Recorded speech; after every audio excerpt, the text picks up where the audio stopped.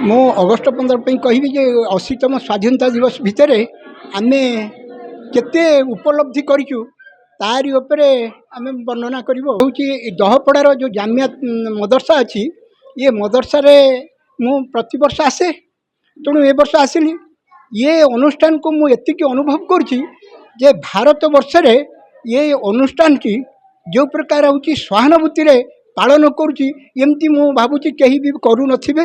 मोर एटा होची उपलब्धि जे होची स्वाधीनता दिवस। ये स्वाधीनता दिवस रे जो माने होचंती भारत वर्ष रे जो माने होचंती आत्मबलि देले सेमानंक कथा को आज मने पकेबा पई ए अगस्ट 15 होची पालन करा जाउची। आज आमे जो अगस्ट 15 पालुचे आमे देखुचे जे 80 वर्ष भितर आमे केते आगु को जाइचे केते पछु को जाइचे। जदि ताकू समीक्षा न करिबा ताहले ये अगस्ट 15 रो मूल्य किछि रहिबो नाही। तेणु मु एति कहबी जे आज ये जो युवा छात्र जोठी जेमती होची दिल्ली दरबार जो भली युवा छात्र जो भली आंदोलन कले सी आज जे शिखै दैचंती भारत वर्ष रे सरकार जो माने भाबुचंती आमे सरकार रहिचु से सरकार तुच्छ हो जिवे कहीं ना जन आंदोलन जो सृष्टि हे से ही हूँ तार निर्णायक भूमिका नब सरकार आसबे जीवे। तेणु लोकंकर हितपाई जो सरकार काम कर ही स्वागत करें।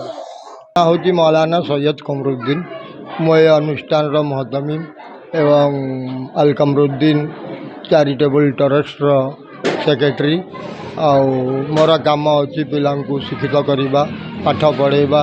ये अनुष्ठान 17 वर्ष है आरंभ हो 10 अप्रैल 2010 रु 20 अप्रैल 2010 रु ये आरंभ होबे जाके चली या दिहरे आमर हिंदू मुस्लिम सबू मिलमिशिकी रोच सहयोग करुँच बहुत भाईचारे अच्छी।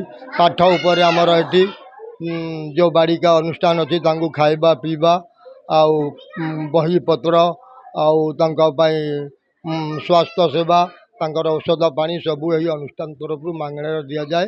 से पैसा पत्र आमर जो बाटुंट गरीब मानू दान दक्षिणा करुँच से पैसा रे अनुष्ठानटा चलुची। भिक फिक आणिकी आम चलाऊ चाउल फाउल आला कथा। पाठ आमर ये मुखस्थ कुरान पाक उर्दू अरबी फारसी पाठ एवं ओडिया इंग्लिश पाठ। बहुत खुशी दिन बहुत बड़ा भारतर देखला बेले 15 अगस्ट हूँ बड़ा पर्व समस्त पर्व समस्त धर्म मानकर ये बड़ा पर्व आउ जहाँकि आमर हिंदू भाई माने आमर मुस्लिम भाई माने गोटे दुईटा नहीं हजार हजार तांकर जीवन दे भुकिला रही अंग्रेज मान लड़ाई करी युद्ध करी आमको आज स्वाधीन कर देश आजाद होती आम भी आजाद हो आम देश।